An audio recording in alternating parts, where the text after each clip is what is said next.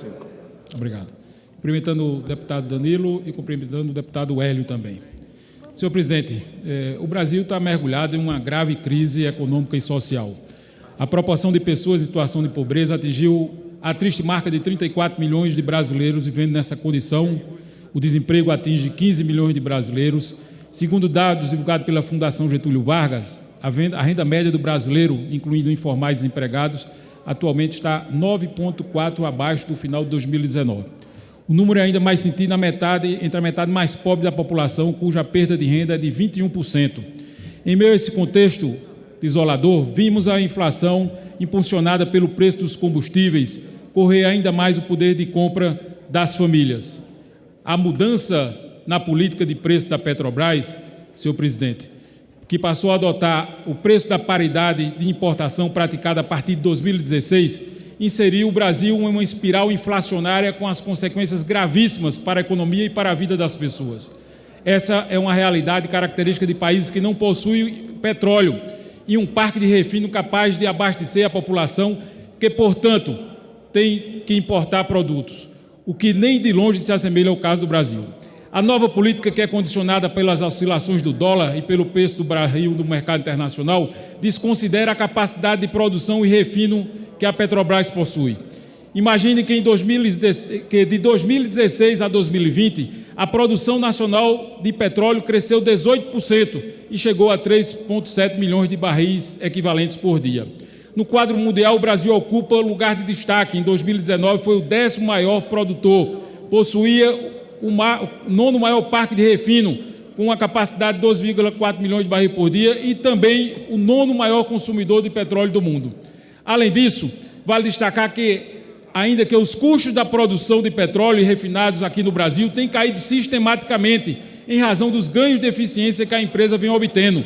Segundo os relatórios de produção da empresa, o custo médio de extração de petróleo, incluídas as participações governamentais, passou de $16 o barril em 16 para $12 em 2020, uma redução de 22%, graças também aos bons resultados do pré-sal. Também a queda de 31% no custo da produção das refinarias de Petrobras, de 2,5 o barril para 1,7 no mesmo período. Além disso, apesar disso, o preço praticado pela estatal é equivalente a um mero importador, em que, além de adotar a política de paridade internacional, ela sequer tem utilizado suas refinarias em capacidade plena, o que inevitavelmente estimula o aumento da importação. Apesar da União exercer o controle majoritário sobre a empresa, a atual política de preços revela-se radicalmente contrária aos interesses da sociedade, que se vê submetida à inflação e aos prejuízos causados por a cadeia produtiva, enquanto seus acionistas desfrutam de lucratividade dessa política. Já foi falado aqui do lucro da ordem de 42 bilhões recentemente. Não resta dúvida que, enquanto vigorar a atual política de preço de paridade pela importação, os combustíveis e o gás de cozinha continuarão a pressionar a inflação e a deteriorar o poder de compra do trabalhador. Não é à toa que foram estes os componentes que mais aumentaram no acumulado do primeiro semestre deste ano e também em 12 meses, segundo os dados elaborados pelo DIEESE com base no IPCA e divulgado pelo próprio IBGE.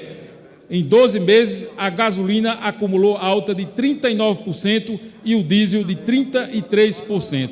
O impacto sobre a população é muito grave, já que, embora o salário mínimo tenha sido reajustado de apenas 5,6%, o gás do botijão já acumulou uma alta nas revendas de 24%, chegando agora a quase R$ 130 para o consumidor final, e a gasolina a R$ 7,00, presidente, nas bombas. O óleo diesel, que afeta toda a cadeia produtiva, depende do transporte rodoviário para a distribuição do país, aumentou 28% até agosto e 35% nos últimos 12 meses.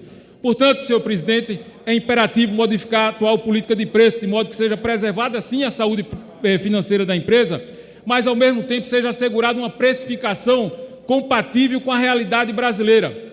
Foi nesse sentido, senhor presidente Arthur Lira, senhor presidente da Petrobras, que nós apresentamos, o PSB, dentro de uma lógica de procurar fazer a crítica, mas também apresentar alternativas à solução do problema, porque, como foi dito aqui por muitos, é o que nós queremos com essa audiência, com essa sessão aqui, é apontar um caminho que, de fato, dê a tranquilidade para o cidadão e para aqueles que empreendem, do ponto de vista de ter um preço de combustível, de gás, de petróleo no Brasil, que seja compatível com aquilo que é a realidade do Brasil hoje.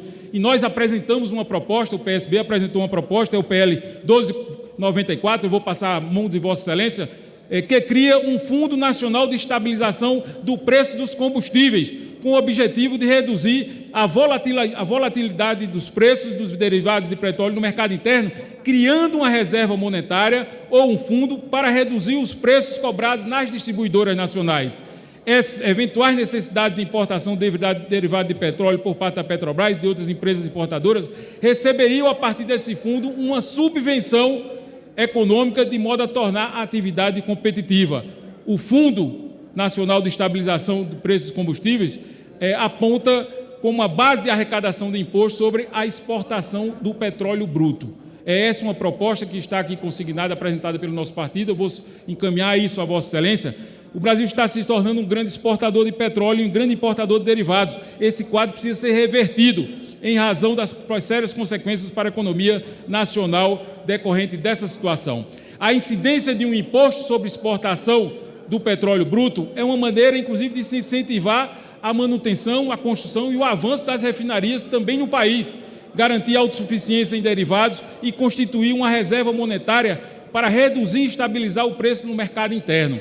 Só para estar como um dado, dados de 2019, a exportação de petróleo totalizaram 24 bilhões e as exportações 4,6 bi. Para uma alíquota mínima de 10%, se fosse estimado, das exportações líquida de 19 bilhões, haveria uma fonte de recursos da ordem de 1,9 bilhões de reais que poderia justamente servir a esse objetivo de criar esse fundo que garantiria, enfim, uma redução do impacto da volatilidade do preço, sobretudo no consumidor final. Então, com essas medidas, a gente teria também novas refinarias, haveria uma oferta maior de derivados de petróleo e uma consequente também queda de preços do petróleo no Brasil. Então, dito isso, senhor presidente, eu queria passar a Vossa Excelência esse nosso projeto, que é o PL 1294, para a consideração também da parte do governo e desta Casa, como uma alternativa para a gente buscar. O fato é que, como foi dito aqui por muitos, nós estamos vivendo hoje, general Peternelli, uma grave crise, na verdade, um conjunto de crises de natureza sanitária, mas, sobretudo, de natureza econômica e social, que tem penalizado, sobretudo, a população mais vulnerável do nosso Brasil. Nós temos hoje no Brasil 20 milhões de brasileiros que se encontram na extrema pobreza, na extrema miséria.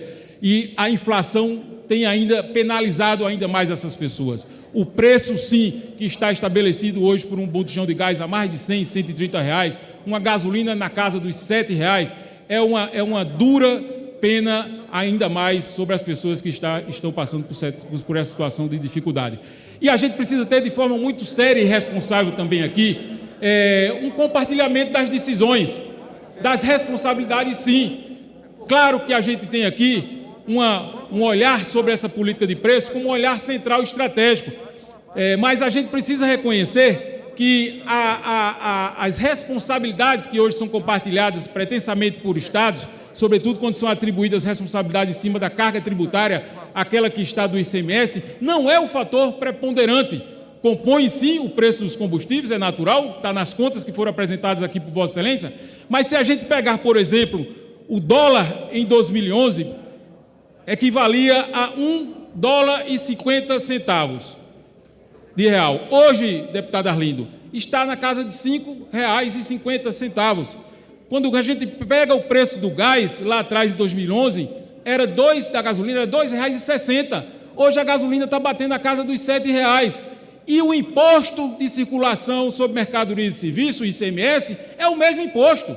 Não houve alteração por parte dos estados, até por conta dessa crise que a gente vive do ponto de vista fiscal, federativa, né? Mas os estados têm preservado a alíquota do ICMS. Então está muito claro que a conta não se deve à variação do ICMS, até porque ela não houve. O que houve, sim, foi uma política de preços implantada pela Petrobras que vinculou o mercado interno ao dólar e ao preço do barril lá fora. E é isso que está impactando tudo isso. Por isso que é fundamental que esta casa aponte uma iniciativa, né, e aqui a gente está apresentando uma alternativa para que o governo federal, a política de preços adotadas hoje pela Petrobras, ela crie um instrumento que não permita mais essa volatilidade que só penaliza o cidadão brasileiro. Obrigado e parabéns ao presidente também por essa iniciativa. Obrigado, deputado Danilo.